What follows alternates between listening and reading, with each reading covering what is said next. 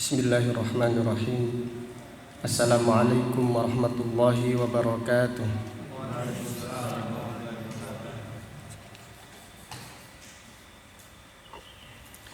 Innal hamdalillah nahmaduhu wa nasta'inuhu wa nastaghfiruh wa na'udzu billahi min shururi anfusina wa min sayyiati a'malina. Man yahdihillahu fala mudilla lahu wa man yudlil fala hadiya lahu. Wa ashhadu an la ilaha illallah wahdahu la syarika lahu wa ashhadu anna Muhammadan abduhu wa rasuluh. Ya ayyuhalladzina amanu taqullaha haqqa tuqatih wa la tamutunna illa wa antum muslimun. Ya ayyuhan nasu taqu rabbakumul ladzi khalaqakum min nafsin wahidah wa khalaqa minha zawjaha wa batha minhuma rijalan katsiran wa nisaa'a wattaqullaha alladzi tasaaluna bihi wal arham innallaha kana 'alaikum raqiba. Ya ayyuhalladzina amanu taqullaha wa qulu qawlan sadida yuslih lakum a'malakum wa yaghfir lakum dhunubakum wa may yuti'illaha wa rasulahu faqad faza fawzan 'azima. Amma ba'du, fa inna asdaqal hadithi kitabullah wa khairal hadyi hadyu Muhammadin sallallahu alaihi wasallam wa syarral umuri muhdatsatuha wa kullu muhdatsatin bid'ah wa kullu bid'atin dhalalah wa kullu dhalalatin finnar. Alhamdulillah, pada pagi yang berbahagia ini, yaitu hari Jumat tanggal 26 bulan Dzulqa'dah tahun 1441 Hijriah, dengan izin Allah Subhanahu wa taala, mulai pagi ini setiap Jumat pagi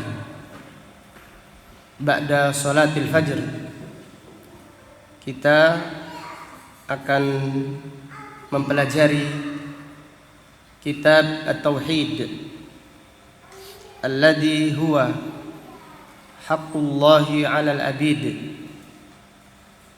kitab yang agung yang ditulis oleh Al-Imam Al-Mujaddid Syekhul Islam Muhammad Ibnu Abdul Wahhab Ibni Sulaiman Ibni Ali An-Najdi At-Tamimi rahimahullahu ta'ala rahmatan wasi'ah, imam besar kaum muslimin yang dilahirkan pada tahun 1115 Hijriah dan meninggal dunia pada tahun 1206 Hijriah rahimahullahu ta'ala rahmatan wasi'ah. Rawal Imam Abu Dawud an Abi Hurairah radhiyallahu anhu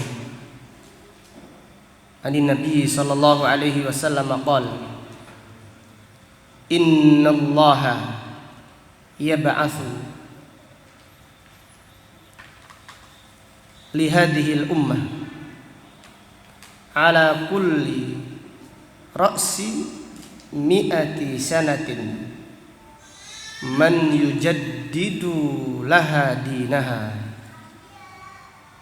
Rasulullah sallallahu alaihi wasallam bersabda, sesungguhnya Allah mengutus untuk umat ini dari setiap 100 tahun, dari setiap 100 tahun, man yujaddidu laha dinaha, seseorang yang menghidupkan lagi perkara-perkara agama yang ditinggalkan oleh kaum muslimin. Innallaha yab'atsu li hadhil ummah ala kulli ra'si mi'ati sanatin man yujaddidu laha dinaha. Sesungguhnya Allah mengutus untuk umat ini setiap 100 tahun seseorang yang memperbarui, menghidupkan kembali perkara agama ini. Haditsun sahih, hadis yang sahih yang diriwayatkan oleh Al-Imam Abu Dawud dan yang lainnya. Al-Imam Muhammad Ibnu Abdul Wahhab, imam besar kaum muslimin, tidak membawa perkara yang baru di dalam agama ini. Beliau datang menyerukan tauhid, menghidupkan kembali dakwah yang diserukan oleh Nabi Muhammad sallallahu alaihi wasallam, bahkan diserukan oleh semua para nabi dan para rasul. Maka dakwah Al-Imam Muhammad Ibnu Abdul Wahhab diterima oleh kaum muslimin. Allah memberkahi dakwah beliau dan kitab-kitabnya diterima oleh kaum muslimin. Dan pada kesempatan kali ini kita berdoa kepada Allah Subhanahu wa taala agar Allah Subhanahu wa taala memudahkan kita untuk mempelajari kitab yang agung ini, yaitu Kitabut Tauhid, yang dikatakan oleh para ulama, bahkan di antara mereka ada yang berkata ajma'a ulama'ut tauhid annahu lam yusannaf fil Islam fi mawdi'ihi mithlahu. Para ulama bersepakat tidak pernah ditulis di dalam sejarah Islam kitab tauhid yang lebih agung daripada kitab tauhid yang ditulis oleh Al-Imam Muhammad Ibnu Abdul Wahhab rahimahullahu ta'ala. Dalam kitab ini Al-Imam menjelaskan permasalahan besar di dalam agama ini, yaitu mas'alatut tauhid, dan beliau juga menjelaskan perkara-perkara syirik yang hendaknya dijauhi oleh kaum muslimin. Di antara ciri dakwah ahlul haq adalah menjelaskan perkara tauhid secara terperinci. Demikian pula menjelaskan perkara-perkara syirik yang tersebar di kalangan masyarakat secara terperinci. Ini dakwatu ahli sunnah. Dakwatu ahli sunnah qa'imah ala dakwati tauhid tafsilan. Di ahlu sunnah wal jamaah menyerukan kepada dakwah tauhid, memberantas kesyirikan secara terperinci. Dijelaskan ini adalah tauhid, ini kesempurnaan tauhid, ini keutamaan tauhid, ini adalah perkara syirik yang harus ditinggalkan. Dijelaskan secara terperinci.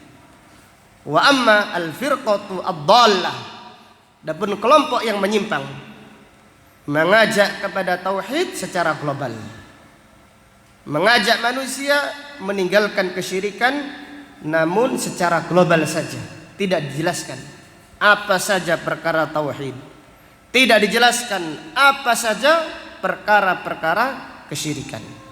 Maka di dalam kitab yang agung ini Al-Imam rahimahullah menjelaskan perkara-perkara tauhid dengan detail, dengan terperinci. Demikian pula menjelaskan kesyirikan secara terperinci disertai dengan dalil-dalilnya. Karena mengetahui kesyirikan adalah perkara yang sangat agung. Mengetahui kesyirikan adalah perkara yang sangat agung. Bagaimana seseorang bisa membedakan antara tauhid dan syirik kalau dia tidak memahami kesyirikan? Maka seorang penyair berkata, araftu syarra la li syarri lakin li tawaqqihi wa man lam ya'rifil khaira minasyarri waqa'a fihi. Aku mengetahui keburukan bukan untuk mengerjakannya, tapi untuk menjauhinya. Dan siapa yang tidak mengetahui antara kebaikan dan keburukan, maka dia akan terjerumus di dalam mengerjakan keburukan. Umar ibnul Khattab radhiyallahu anhu berkata, Umar ibnul Khattab radhiyallahu anhu berkata, akhafu min hadhil ummah man la ya'rifu amral jahiliyah. Aku khawatir dari umat ini akan ada generasi yang tidak mengetahui perkara-perkara jahiliyah. Umar ibnul Khattab berkata, aku khawatir akan datang generasi dari umat ini yang tidak mengetahui perkara-perkara jahiliyah. Kenapa? Karena siapa yang tidak mengetahui perkara-perkara jahiliyah dikhawatirkan akan terjerumus ke dalam perkara jahiliyah tersebut.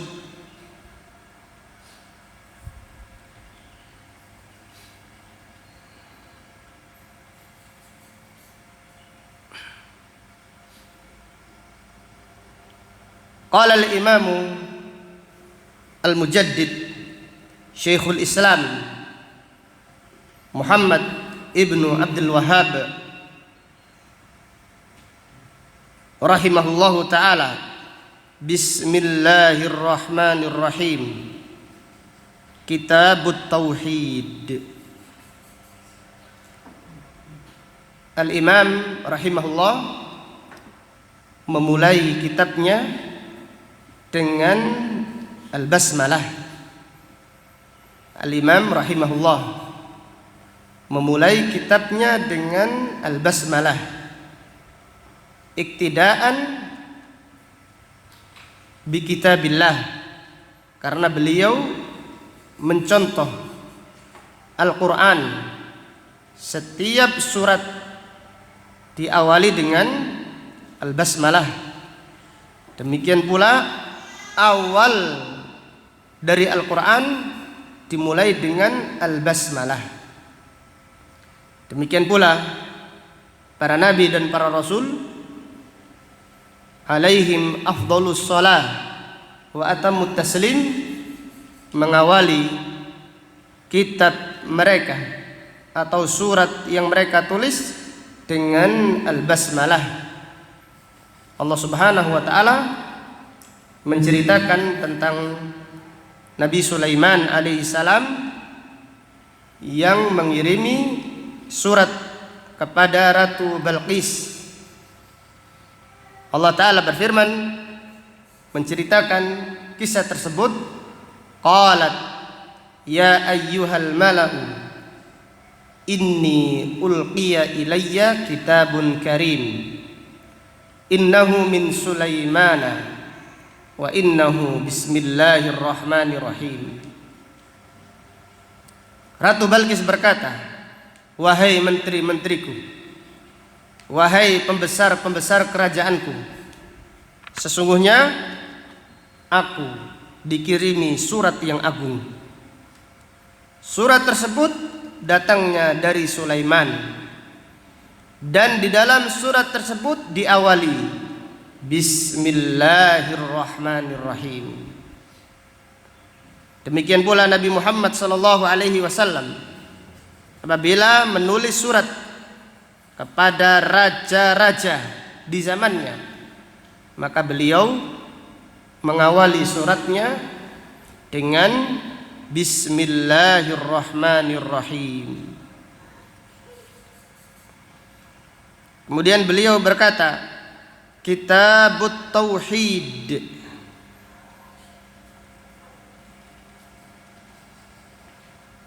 At-Tauhid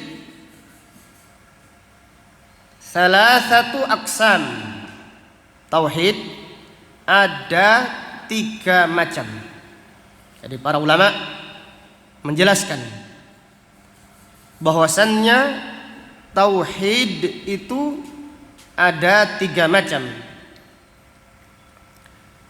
Yang pertama adalah tauhidur rububiyah.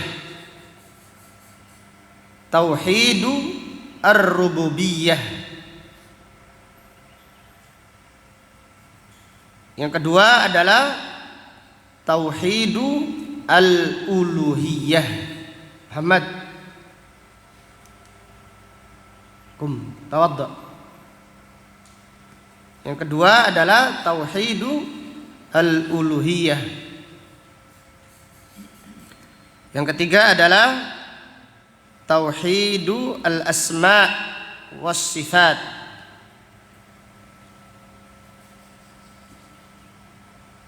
Apa yang dimaksud dengan tauhidu ar-rububiyah? Tauhidu ar-rububiyah huwa ifradullahi ta'ala bi af'alihi.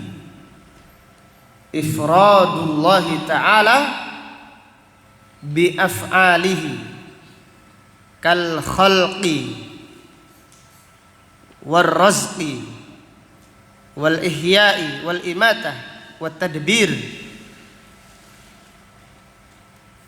Tauhid ar-rububiyah adalah mengesahkan Allah di dalam perbuatannya. Tauhid rububiyah adalah mengesahkan Allah Subhanahu wa ta'ala di dalam perbuatannya, seperti menciptakan atau menghidupkan, memberi rizki, mematikan, dan yang mengatur alam semesta ini hanyalah Allah Subhanahu wa ta'ala. Allah Subhanahu wa ta'ala berfirman, Alhamdulillahi Rabbil alamin. Segala puji hanya milik Allah, karena dialah Rabbul alamin. Dialah yang menciptakan alam semesta ini. Dialah yang memiliki alam semesta ini, dan hanya Dia semata yang mengatur alam semesta ini. Ini adalah tauhid yang pertama, yaitu tauhidu ar-rububiyah, yaitu seseorang mengesahkan Allah di dalam perbuatannya. Artinya hanya Allah yang menghidupkan, hanya Allah yang menciptakan, hanya Allah Subhanahu wa ta'ala yang mengatur alam semesta ini. Jadi tidak ada satupun dari selain Allah yang mengatur alam semesta ini. Ini dinamakan tauhidu ar-rububiyah. Apabila seseorang meyakini, mengimani tauhidur rububiyah semata saja, apakah dia bisa dikatakan orang yang bertauhid? Haji Hasan, pertanyaan. Apakah seseorang jika meyakini, mengimani tauhid rububiyah, dia meyakini hanya Allah yang menciptakan alam semesta ini, Hanya Allah semata yang mengatur alam semesta ini. Hanya Allah yang memiliki, hanya Allah yang menghidupkan, dan hanya Allah yang mematikan.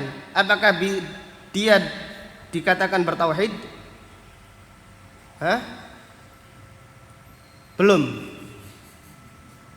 Terus bagaimana? Kapan seseorang dikatakan benar-benar bertauhid?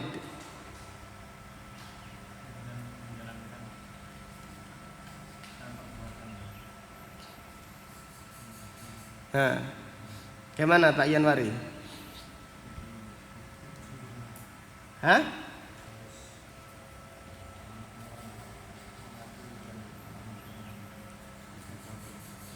Bagaimana?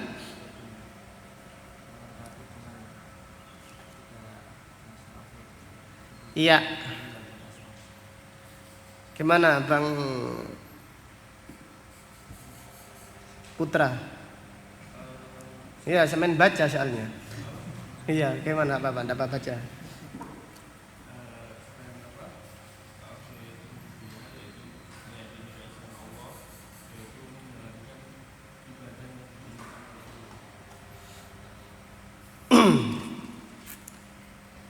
Jika seseorang mengesahkan Allah di dalam rububiyahnya saja, maka dia belum dikatakan bertauhid. Kenapa? Karena orang-orang musyrik jahiliyah juga meyakini hanya Allah saja yang memberi rizki dan seterusnya.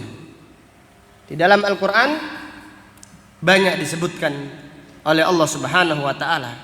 Di antaranya Allah berfirman, "Qul may yarzuqukum minas sama'i wal ard." Tanyakan kepada mereka, tanyakan kepada orang-orang musyrik Quraisy, orang kafir, tanyakan kepada mereka, may yarzuqukum minas sama'i wal ard, siapa yang memberi rizki dari langit dan dari bumi? Ammay yamlikus sam'a wal absar, tanyakan pada mereka, siapa yang memiliki pendengaran dan penglihatan? Tanyakan kepada mereka orang-orang musyrik. Wa may yukhrijul hayya minal mayyit wa yukhrijul mayyita minal hayy, tanyakan pada mereka, siapa yang mampu mengeluarkan makhluk hidup dari makhluk mati? Siapa pula yang mampu mengeluarkan makhluk yang mati dari makhluk hidup? Contohnya apa? Mengeluarkan makhluk hidup dari makhluk mati?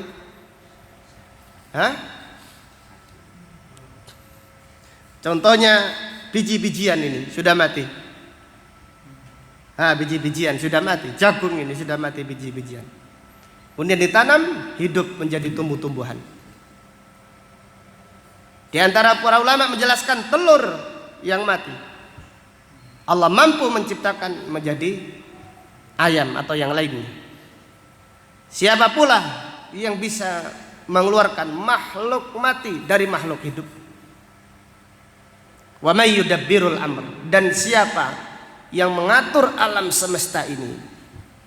Maka mereka orang-orang Quraisy, orang musyrik Quraisy, jika ditanya demikian mereka menjawab fasayaqulunallah, mereka semua menjawab Allah.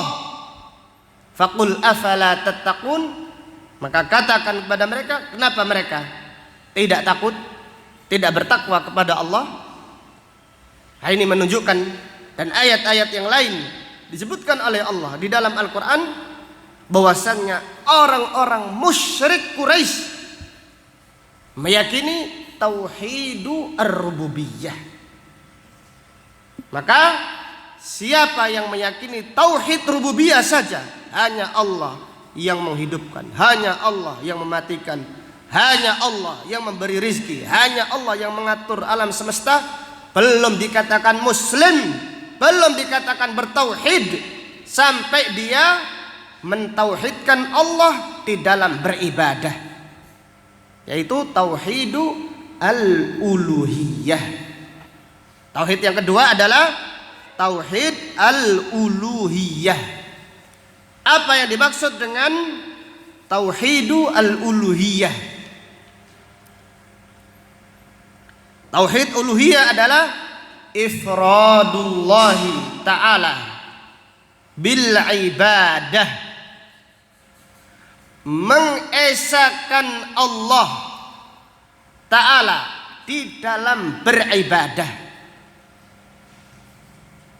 mengesakan Allah subhanahu wa ta'ala saja di dalam beribadah.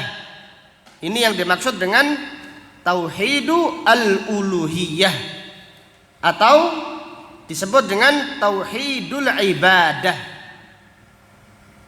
Allah subhanahu wa ta'ala berfirman, iyyaka na'budu wa iyyaka nasta'in. Hanya kepadamu ya Allah kami beribadah, dan hanya kepadamu ya Allah kami berdoa, meminta pertolongan. Ayat ini itu ayat yang terdapat di dalam surat Al-Fatihah. Terdapat keterangan bahwasanya ibadah itu harus diserahkan kepada Allah semata. Iyyaka na'budu wa iyyaka nasta'in. Di dalam bahasa Arab disebutkan kaidah at-taqdimu ma haqquhu ta'khir yufidu al-hasr. Mendahulukan kalimat yang seharusnya diakhirkan bermakna pengkhususan. Mendahulukan kalimat yang seharusnya diakhirkan itu adalah maknanya pengkhususan. Ketika kita berkata iyyaka na'budu, kepadamu ya Allah kita beribadah, umumnya kita mengatakan kami beribadah kepadamu, karena biasanya objek itu apa? Diakhirkan. Kalau susunan bahasa itu bagaimana? Bahasa Indonesia subjek, predikat apa? Objek. Tapi objeknya ini didahulukan. Subjek, predikat, objek. Tapi objeknya didahulukan. Di dalam bahasa Arab disebutkan at-taqdimu ma haqquhu ta'khir yufidul hasr. Mendahulukan kalimat yang seharusnya diakhirkan maknanya adalah pengkhususan. Artinya ketika kita berkata iyyaka na'budu, kepadamu ya Allah kami beribadah, artinya hanya kepadamu saja kita beribadah, dan hanya kepadamu saja kita berdoa meminta pertolongan. Ayat ini menjelaskan bahwasanya ibadah itu mutlak haknya Allah semata. Dan ayat-ayat yang lain di dalam Al-Quran menjelaskan tentang permasalahan ini, yaitu tauhidu al-ibadah, mengesahkan Allah subhanahu wa ta'ala semata di dalam beribadah. Kemudian yang ketiga, tauhidul asma' was sifat. Tauhidu al-asma' was sifat.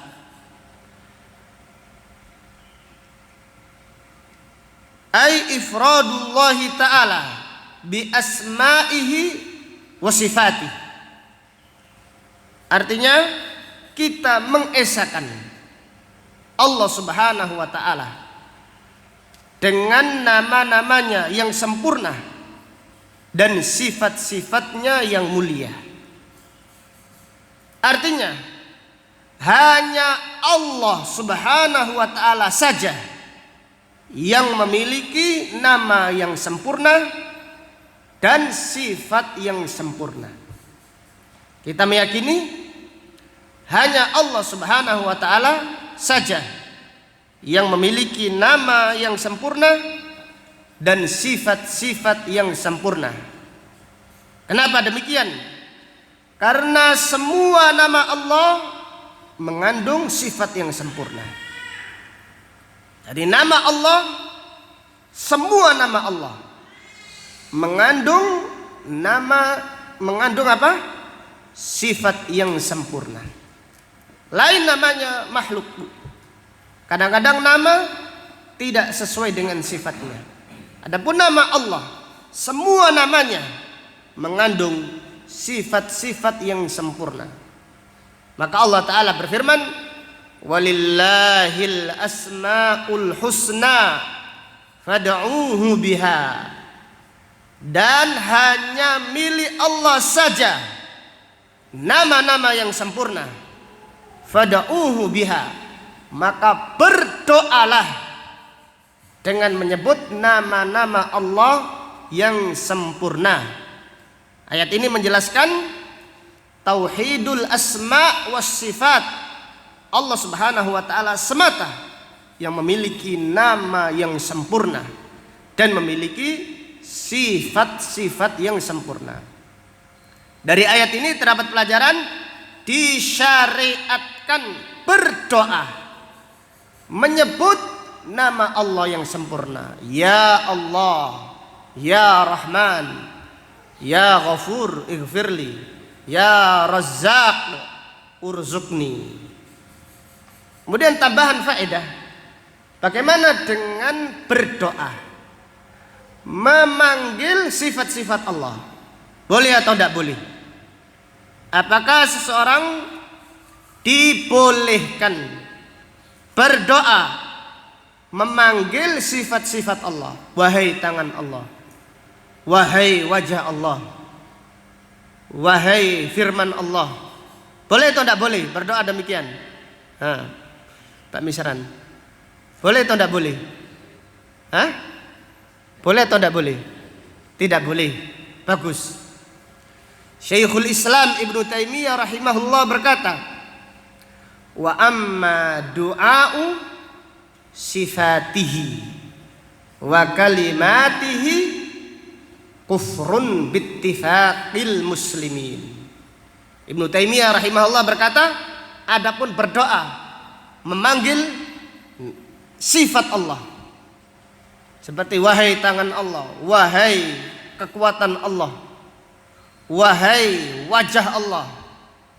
Adapun berdoa, amma du'a'u sifatihi wa kalimatihi kufrun bittifaqil muslimin. Adapun berdoa memanggil sifat Allah, memanggil kalimat Allah, kufrun, itu adalah kekufuran bittifaqil muslimin. Berdasarkan kesepakatan para ulama kaum muslimin. Lalu bagaimana dengan doa a'udzu bikalimatillahi tammat min syarri ma khalaq? Aku berlindung dengan kalimat-kalimat Allah yang sempurna dari kejahatan makhluknya. Bagaimana dengan doa ini? Ini adalah tawassul, bukan memang menyeru wahai kalimat Allah, enggak. Seakan-akan orang yang berdoa berkata, Allahumma inni a'udzu, ya Allah, aku berlindung kepadamu, bi kalimatillah. Ba di sini adalah ba lit tawassul. Ba di sini adalah ba lit tawassul. Jelas ya? Jadi berdoa menyebut sifat-sifat Allah. Apabila dipanggil secara langsung bin nida, wahai tangan Allah, wahai kekuatan Allah, dan yang lainnya, ini diharamkan. Bahkan Ibnu Taimiyah berkata kufrun bil ittifaq. Adapun berdoa menyebut sifat Allah li tawassul, untuk tawassul tidak mengapa. Seperti seorang berdoa bismillah dengan menyebut nama Allah. Artinya bismillah atawassal, aku bertawassul dengan nama-nama Allah. Aku berdoa kepada Allah dengan menyebut nama-namanya yang sempurna. Dengan demikian tauhid ada berapa tadi kesimpulannya? Bang Asad, ada berapa? Apa saja?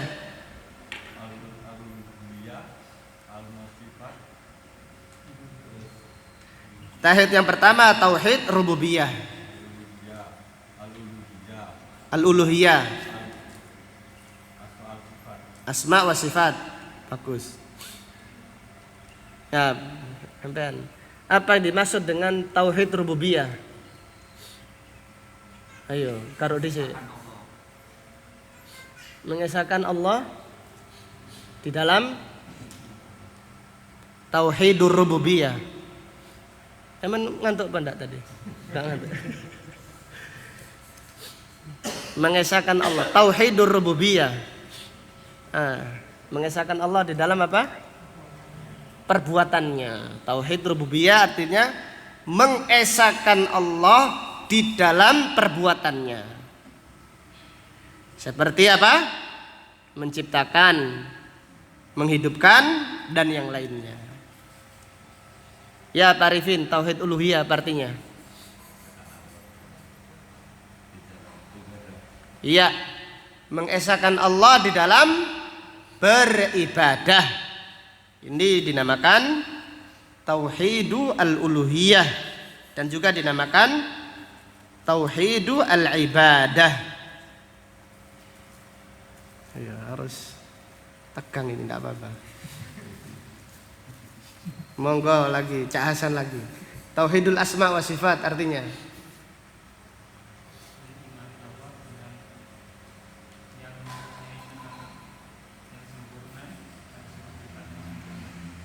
mengimani hanya Allah semata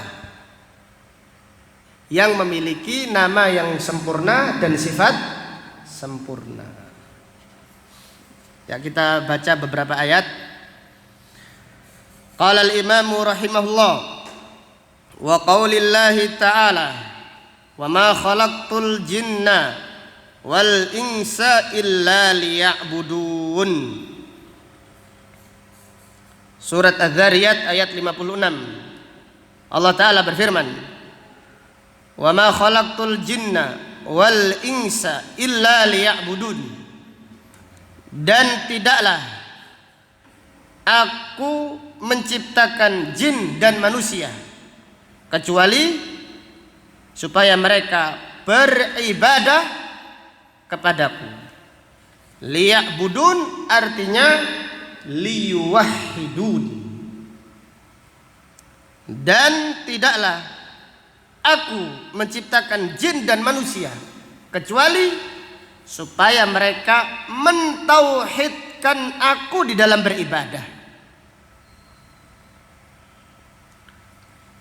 Ayat ini menjelaskan bahwasannya Allah Subhanahu wa taala menciptakan manusia bukan untuk bersenda gurau, bukan untuk bermain-main semata. Akan tetapi Allah menciptakan mereka dengan hikmah yang agung supaya mereka beribadah kepada Allah Subhanahu wa taala semata.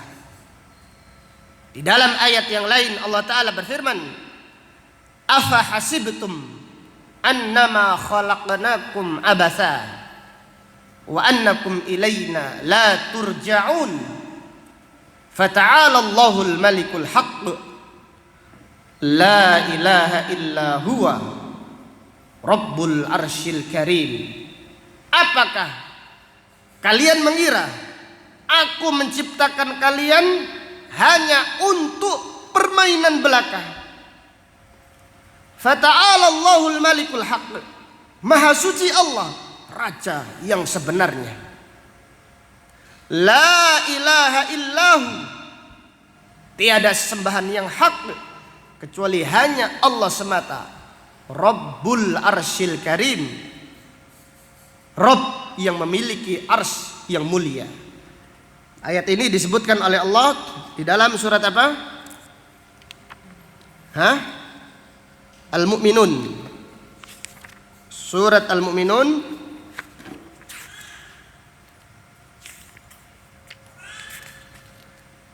ayat 115 dan 116. Ayat ini menegaskan bahwasanya diciptakannya manusia untuk la ilaha illallah. Jadi diciptakannya manusia dan jin karena tauhid, agar mereka mentauhidkan Allah Subhanahu wa taala. Bahkan Allah Subhanahu wa taala tidak menciptakan surga dan tidak pula menciptakan neraka kecuali karena tauhid. Allah menciptakan surga karena tauhid, dan Allah menciptakan neraka karena tauhid. Yang demikian itu karena surga tempat kembali orang-orang yang bertauhid. Surga tempat kembali orang-orang yang mengesahkan Allah di dalam beribadah. Dan neraka adalah tempat kembali orang-orang yang menolak tauhid. Orang yang apabila diajak beribadah kepada Allah saja tidak mau, maka tempat kembali mereka adalah neraka. Maka Allah menciptakan neraka karena tauhid, yaitu sebagai tempat kembali bagi musuh-musuh tauhid, musuh-musuh yang menolak tauhid. Maka perhatikanlah firman Allah Subhanahu wa taala surat As-Saffat. Surat As-Saffat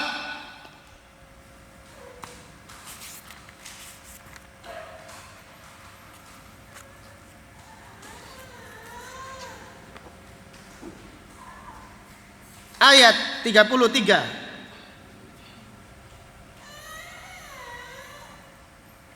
sampai ayat 36. Surat As-Saffat ayat 33 sampai 36. Ayat 33 sampai 36. Allah Ta'ala berfirman, fa innahum yawma idin fil adabi mushtarikun.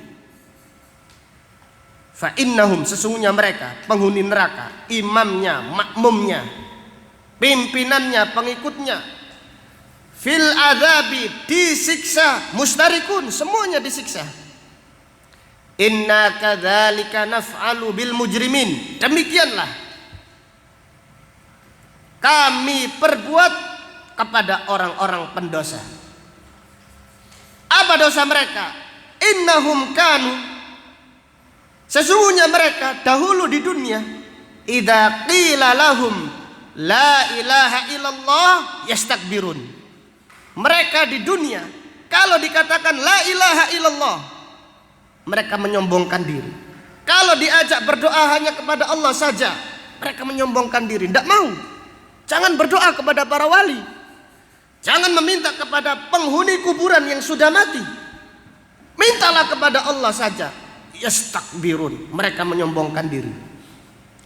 Wa yaqulun, mereka berkata, a inna latariku alihatina li syairin majnun. Apakah kita meninggalkan doa, meninggalkan ibadah kepada Tuhan-Tuhan kita hanya karena penyair lagi gila tadi?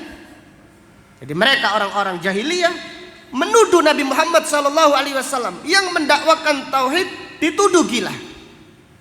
Nah, ayat ini menjelaskan bahwasannya neraka adalah tempat kembali orang-orang yang menolak ajaran tauhid la ilaha illallah. Karena apa? Karena diciptakannya manusia untuk tauhid, diciptakannya surga untuk tauhid, diciptakannya neraka karena tauhid. Perhatikan, Allah Subhanahu wa taala apabila di dunia ini tidak ada lagi tauhid, maka detik itu pula, hari itu pula akan terjadi yang namanya hari kiamat. Rasulullah sallallahu alaihi wasallam bersabda, la taqumus sa'atu ala ahadin yaqulu la ilaha illallah. Tidak akan ada hari kiamat, tidak akan bangkit hari kiamat apabila di dunia masih ada orang yang mentauhidkan la ilaha illallah. Dengan demikian diciptakannya jin dan manusia supaya mereka mentauhidkan Allah Subhanahu wa ta'ala. Kemudian ayat berikutnya, Al-Imam rahimahullah, kita tutup dengan ayat ini. membawakan firman Allah Subhanahu wa taala surat An-Nahl ayat 36. Allah taala berfirman, "Walaqad ba'atsna fi kulli ummatin rasula an ibudullaha wajtanibut taghut." Dan sungguh kami telah mengutus dari setiap umat seorang rasul. Tugas mereka menyeru manusia, "Ani'budullaha", sembahlah Allah saja, "wajtanibut taghut", dan tinggalkan beribadah kepada taghut. Ayat ini dibawakan oleh Imam rahimahullah untuk menjelaskan dakwah para nabi, dakwah para rasul semuanya menyeru tauhid, mengajak manusia untuk mentauhidkan Allah Subhanahu wa taala di dalam beribadah. Demikianlah para nabi dan para rasul tidak diutus hanya untuk mengumpulkan manusia. Mereka tidak diutus untuk membuat kerajaan, tidak diutus pula untuk bisnis dan berdagang, tapi mereka diutus untuk menyerukan tauhid, untuk memperbaiki akidah manusia, supaya mereka beribadah hanya kepada Allah dan meninggalkan ajaran-ajaran, keyakinan jahiliyah. Inilah dakwah yang diserukan oleh para nabi dan para rasul. Maka Allah dengan tegas berfirman, "Walaqad ba'atsna fi kulli ummatin rasulan an ibudullaha wajtanibut taghut."